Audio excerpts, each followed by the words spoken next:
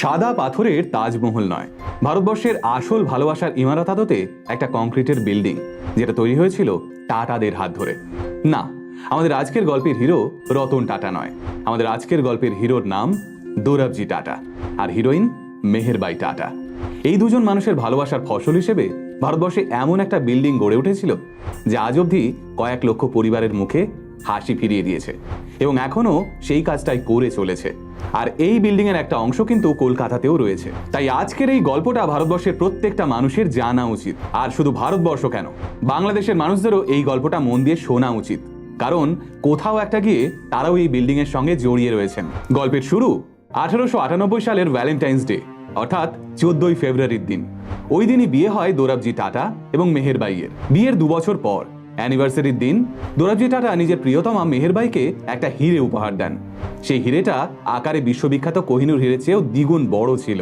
245 ক্যারেটের এই হিরের দাম আজকের বাজারে প্রায় 135 কোটি টাকা। দোরাবজি টাটার থেকে 135 কোটি টাকার অ্যানিভার্সারি গিফট পেয়েছিলেন মেহেরবাই টাটা। আর আমাদের আজকের এই গল্পতে হিরেটাই একটা গুরুত্বপূর্ণ ভূমিকা পালন করতে চলেছে।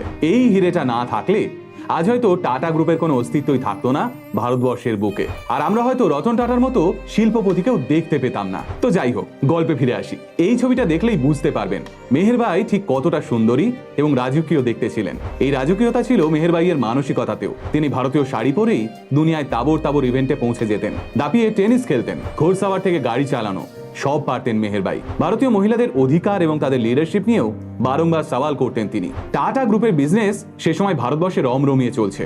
ইস্পাত শিল্পেও বিশ্বের 1 নম্বর কোম্পানির শিরোপা তখন প্রায় টাটাদেরই দখলে।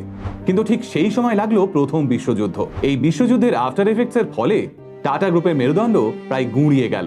অবস্থা এমন একটা জায়গায় পৌঁছলো যে কোম্পানির শ্রমিকদের মাইনে দেওয়ার মতো টাকাও ছিল না দোরাবজি টাটার কাছে, যার ফলে টাটা গ্রুপ প্রায় বন্ধ হতে বসেছিল। কিন্তু ঠিক সেই সময় নিজের স্বামী দোরাবজি টাটার পাশে শক্ত খুঁটির মতো এসে দাঁড়ালেন মেহেরবাই টাটা।